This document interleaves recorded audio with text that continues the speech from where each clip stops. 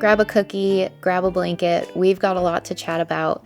I want to show you what I painted in the sketchbook that I filled at the end of last year, as well as 5 helpful themes that emerged that really helped me fill my sketchbook and make work that I like. And why wait? I'm just going to tell you what they are right now. Number 1 is picking a color palette first. It's quite practical, but you'll see how it served most of these pages. 2 is practicing with layering. This is mostly gouache specific, and I'm talking about layering flowy wet on wet layers with bolder and clearer wet on dry layers, but it's also about considering the layers needed to create a picture. 3rd is painting seasonally. 4th is allowing myself to find and fill the page as I go instead of having a clear plan up front. And lastly, honoring my capacity and energy levels, which honestly sucks sometimes. Let's chat more about them as I show you what I've been painting in my sketchbook. We left off in September, and I was willing fall our way by choosing a palette that felt autumnal. I chose the color palette first, which I did by pulling out my painted swatches and playing until I had a few I liked together, and then I swatched them at the top of my page. I keep my swatches in the back pocket of whatever sketchbook I'm working in. I didn't know what I would be painting when I chose these colors. I simply chose colors that felt good to me that day. For me, it's an excellent doorway into my practice. I don't have to know where I'm going. I just pick some colors that I like and begin. I started with these 4 trees on the right, deciding to practice, just some different tree styles. And there's a note here that says I was lazy and didn't switch to a smaller brush for the branches, resulting in a tree I didn't, really like. And I remember feeling like this tree was so ugly. And as a solution, I decided to imagine like a small picnic scene in between the trees. And so I painted a gal with a sandwich and her dog.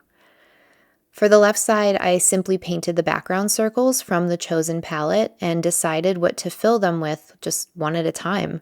Most of them are fall themed, save for this ship, which is, sort of random, but felt right at the time.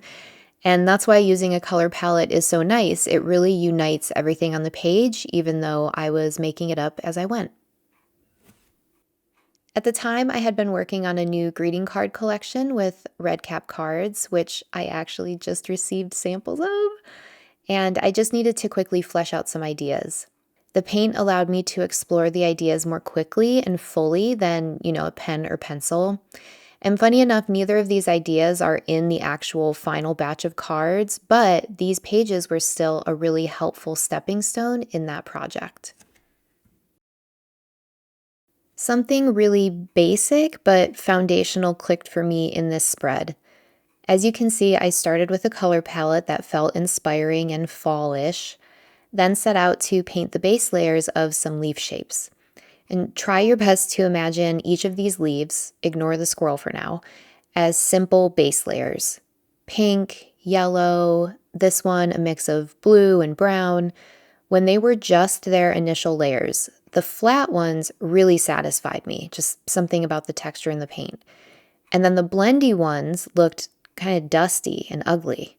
But then, after letting them dry, when I added the simple details on top, the flat ones sort of, fell flat. And the more dynamic ones with a combination of blendy and detailed layers really popped.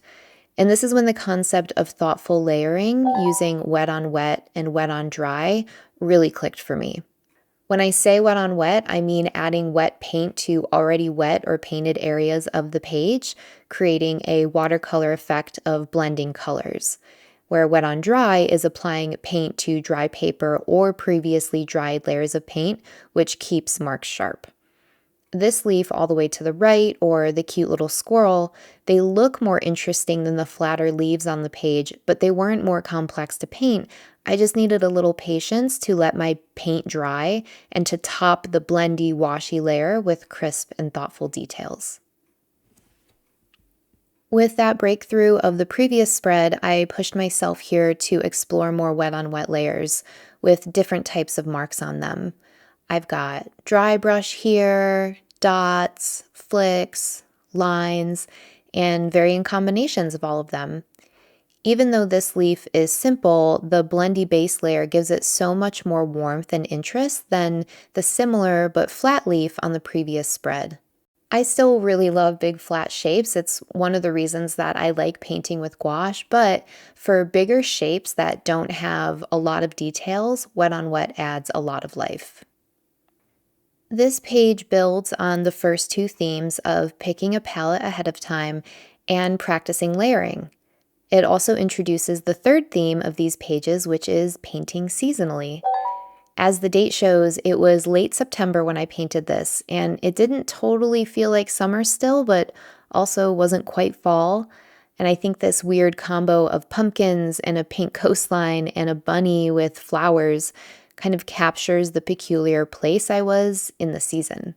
In fact, this spread reminds me that painting seasonally itself brings me a lot of inspiration, which you'll see as I continue to turn the pages. And by seasonally, of course, I mean, the actual season you're in, spring, summer, fall, and winter. But I also mean your personal season. Are you tired, intense, detailed, loose, colorful, obsessed with animals? Painting with the season connects us intimately with the work that we're creating. And like I said earlier, I did choose a palette ahead of time, but I tried to not use all the colors in every vignette. The bunny has brown, pink, and red-orange, but no teal. The pumpkins have no pink. This stem has no teal. The only vignette with all the colors is this little seascape. And when this page started, it was just background shapes and blank spaces. Then I added in the florals and the blank spots and allowed my imagination to come up with what would take up each background shape, which is where the fourth theme of these pages emerges, which is not pressuring myself to have a plan at the start, but taking it one spot at a time and finding my way as I go. As you can see, I began this page with a color palette, and just like most of the pages before, I didn't know at the time of picking them what I was going to paint. I just chose colors that felt exciting to combine. I started on the left with flowers that I set out to be folksy and interesting. This flower was its own experiment in layering up wet on dry layers to create a bold result. And in the past, I would have been impatient by trying to paint it all at once, and those colors would have blended and muddled together. By letting the layer below dry first, the next layer of paint pops with clear edges. As that paint dried, I painted two circles on the right, once again, not knowing what they'd be filled with. I'm just using colors from the palette that I chose at the beginning. At the end of the last spread, I mentioned a theme of not always knowing where I'm going when I start out. And I find that taking it one vignette at a time, instead of having, a solid plan from the beginning, feels more organic and allows me to paint intuitively instead of from my brain. For example, my brain wouldn't think to combine a folk floral, a boxy car, and a landscape with a horse together as a spread. But for some reason, as I went along, they just felt right. And as a finished spread, it feels like going on a little end of summer adventure. It feels like a day trip. So this theme is a tool for trusting what comes up instead of forcing or relying on an upfront plan. This is my favorite spread of 2025. It's not that it's, objectively the best thing I've ever painted, but this felt like acing a test on what I had been practicing at that time with trusting and building up thoughtful layers. As you probably guessed, I started with a Halloween color palette and simple background shapes. Then I started with Mr. Bat down here. I was inspired by a picture I had seen of a bat in his, little furry sweater.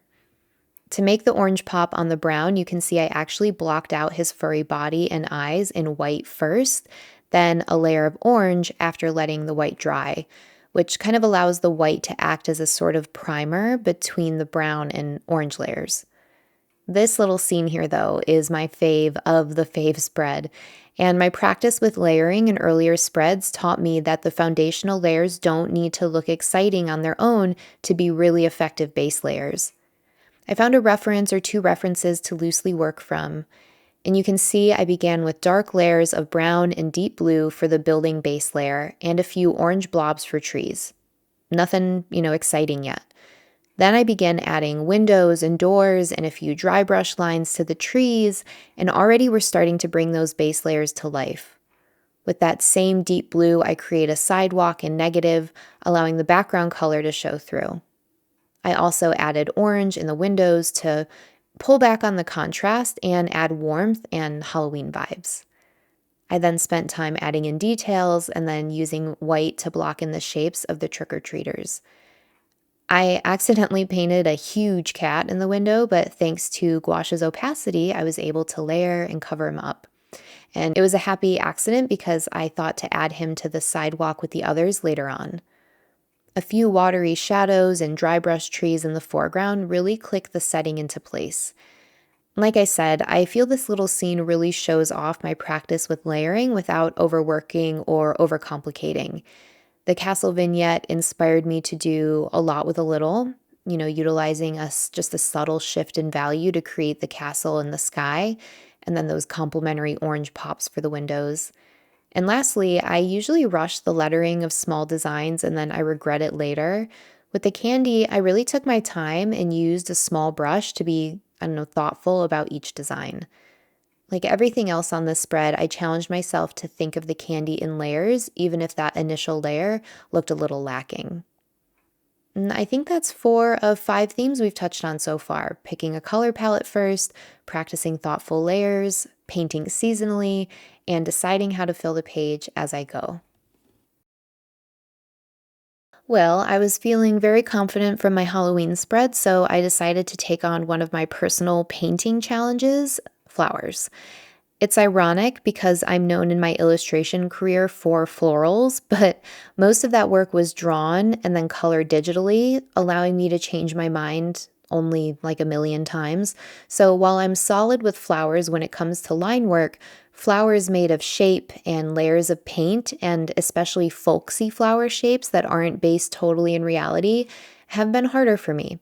This spread feels like a step in the right direction. You can see the palette was picked ahead of time, and I also used 2 references to pull from. This page was painted, of course, in thoughtful layers, but this time I used negative space to carve out the foliage, with the flowers being built up from simple, flat layers. And you can see the background was painted very washy, very wet on wet, while the flowers are a little bit more solid. I used my brown to add some depth to the bottom right corner and to the centers of some of the flowers. I then blocked in some white areas to help the following layers of flower parts pop. And as I built up each of the layers, I tried to use marks in a way that made each flower unique while still keeping the marks and shapes simple overall. My classic floral illustration style really relies on line work, and in my gouache practice, I'm trying to break out of that and use layers of shapes and values instead. I think the complementary colors as well as contrast between flat areas and detailed areas makes the piece feel satisfying for the eye to take in. I also like how, thanks to the negative technique, the foliage looks like it's falling in and out of focus. So last October, I led my 4th painting retreat, and this spread is from one of our day 1 exercises where we paint simple quilts to explore color and practice handling the gouache and the brushes. I really like how this Alice in Wonderland palette turned out, which, yes, was chosen ahead of time, and it was really cool to see who gravitated towards what colors at the retreat. This spread is from later in the retreat when I was demonstrating thoughtful combinations of wet on wet layers with simple wet on dry layers. And finally, this was from the 3rd day of the retreat when we got into little storybook landscapes. You can see none of the marks are particularly difficult, even the little dog, yet thanks to the cohesive color palettes, the thoughtful layers, the seasonal joy, and taking it one vignette at a time, I landed on a really sweet spread of idyllic settings. I don't usually start off with a vision in mind. As I've shared, I'm more of a process-led artist. I like to just get myself started and kind of go from there. But this turkey, I kept picturing a magnificent big turkey with blues and oranges and grays in my head, and so finally I tried to paint him. I started with a wet on wet and blendy layer that I could use as a foundation for bolder, flatter layers. I actually wish I would have stopped at this point, but I didn't.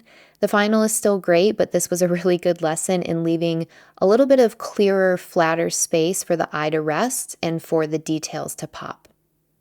Right around the time of painting this, our government here in the US was threatening the food stamps of millions of Americans, and feeling pretty helpless but wanting to still help, I actually made a limited edition print of Mr. Turkey and was able to A, provide people with a high quality limited edition print, B, support a small business dropship printer to make the prints, C, donate over $500 to help feed my neighbors, and D, pay taxes on all of it, all at once.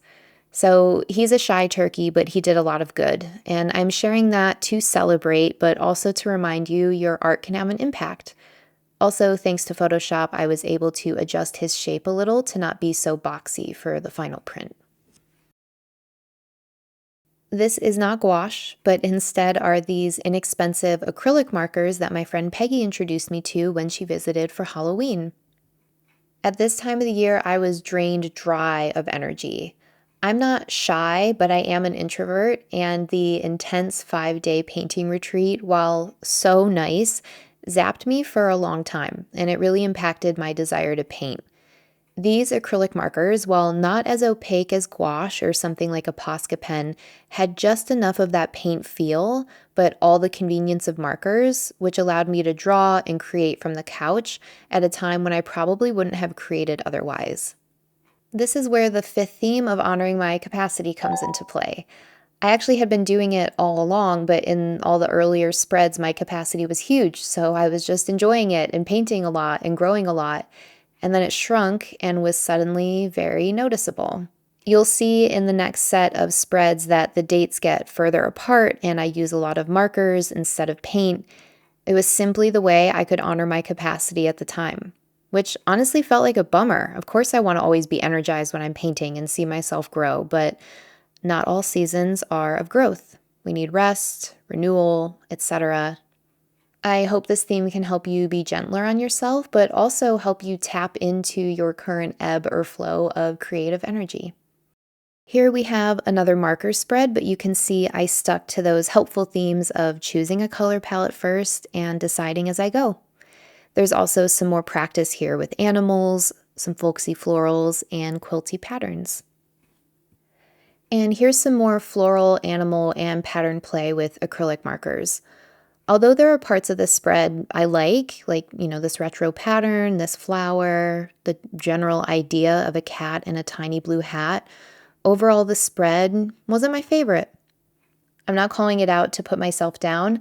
I'm calling it out because icky moments like this are fantastic opportunities for me to learn and grow and better understand the art that I do like to create. For example, when I reflected on what I didn't like about this spread, I concluded the colorful palette plus the playful style and subject matter just made it feel too cheerful to me, which led to this spread, where I chose a color palette that combined bright colors with more muted ones, which felt a lot better to me. This spread contains florals, patterns, and pretty things like the spread before, but the palette and subject matter create a calmer but still colorful effect, which just feels good to me, or at least better than all the bright and bold colors and cheerful subject matter.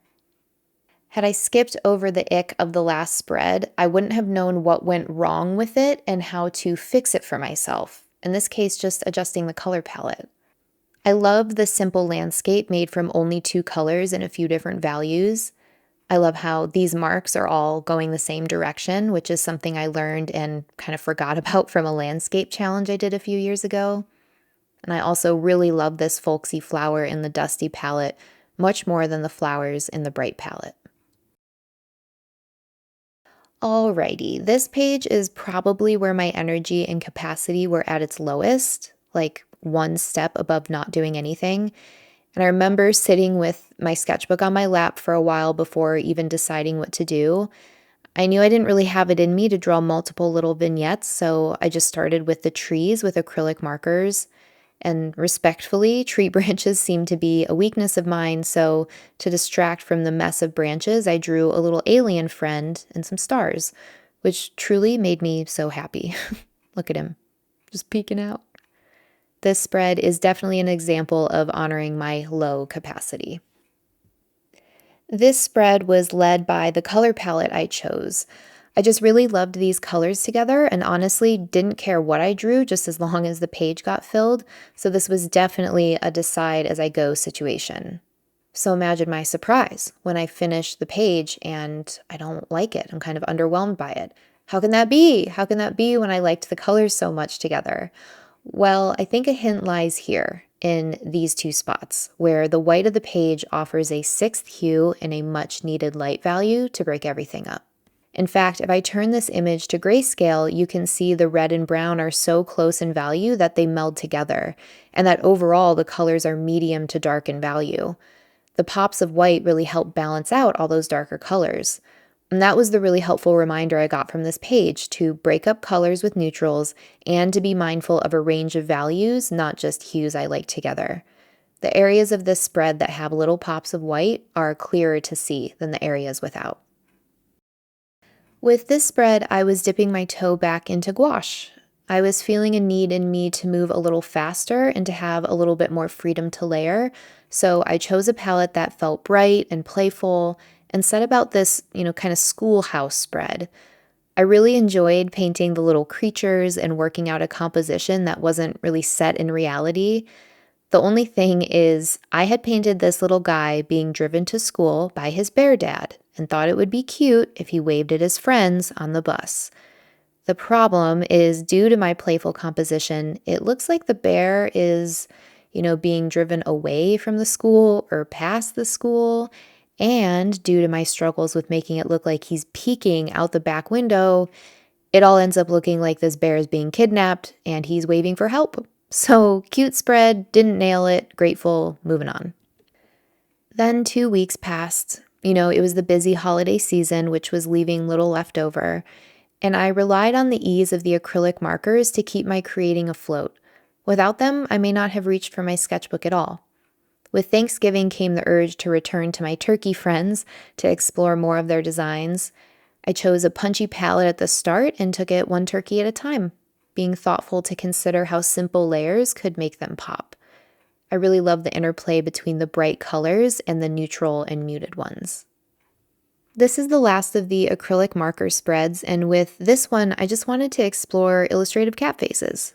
I was specifically exploring my balance between cute and weird, as evidenced by this duo right here. Another 2 busy holiday weeks passed between spreads, but I had the chance to paint with my fellow artist Patreon group on Zoom during our monthly art date. It felt good to pick my paintbrush and gouache back up, and to lean into the season, I drew 2 pages of little holiday vignettes, which I began painting right to left. When I finished the right side, I felt a little unsatisfied, not necessarily in the results. Well, actually, I think the nutcracker is really creepy, but otherwise, it's not that bad. I just felt so tight in the process of coloring in all my little pencil sketches when I really wanted to feel looser. So I followed my gut and erased all the sketches I had on the left side and leaned into what felt fun, which was a pinky purple winter landscape. This spread started with a wet layer of gray purple, which I let dry, followed by another watery layer to create the background mountains, which I let dry before getting a bit thicker and bolder with the other elements in the picture. So it was another opportunity for thoughtful layering. It felt so excellent to paint this, especially after a month of mostly acrylic markers and not a lot of time and energy for creating. I love the balance of big, energetic brushstrokes with finer, small details, and the earthy, deep brown with all those pretty periwinkle hues. I think it's simple but not boring. Not all pages are personal triumphs, but they sure feel good when they happen. This is a holiday journal spread done with Tombow markers. I chose a color palette ahead of time to keep me reined in, and with it being a journal spread was definitely creating seasonally and allowing myself to decide what to include as I went along. While I do like this spread and it captures a really nice time from the holiday season, I was surprised at how annoyed I was with my markers. I think I've gotten so used with gouache to being able to edit and layer and add things as I and add things in as I go. And with Tombow markers, similar to watercolor, you really need to preserve your lights and work from light to dark, which is just not how my brain naturally works. I like how markers allow for quick rendering, like this little neighborhood landscape here, but I dislike being locked in on color and brush size and, like I said, needing to work light to dark. Unless I have a sketch to remind me where I want the lights to be, which kind of inhibits my spontaneity. So this spread is a weird, bittersweet sign of growth. On one hand, I hadn't realized how much I was growing to really love gouache and its kind of tendencies. But on the other hand, I hadn't realized that my old comfort zone wasn't really doing it for me anymore. That's not to say I'll never use markers again, but looking back, this spread did and does feel like sort of a deciding spread for myself in terms of realizing my love for gouache and how the medium suits how I'm creating now. So, with gouache and I ready to go steady together, I did another journal like page, but with gouache and with my favorite snacks of 2025. After playing around with markers that locked me into colors, brush size, and order of operations, it felt so good to layer and alter where I was loose with where I was thoughtful. It was fun being soft and watery for textures like the cottage cheese or the base of the can and the tiny mangoes, and then grabbing a smaller brush, thicker paint, and working out letter forms and other finer details. I think I also showed restraint with not every single motif needing to steal the show, like with these dark chocolate pretzels, which are rendered in a single layer of gouache, which I really like. My final spread of 2025 is a special one to me. Most of my previous landscapes were of reference photos by other people, of places I've never been, but this is the neighborhood view from one of my office windows during winter. This might be super obvious, but the personal connection to the place made it feel a lot more special to paint. But at the same time, it's also just a common view of our alley, so it didn't feel too precious. I like this painting because I balanced utilizing rules with disregarding them, like using the rule of thirds in the composition to place the focal point, and use of atmospheric perspective to create the background trees, or the house having two values to show the different planes of light. But I didn't stick to reality for the details like the shingles, the fence posts, the big old telephone pole.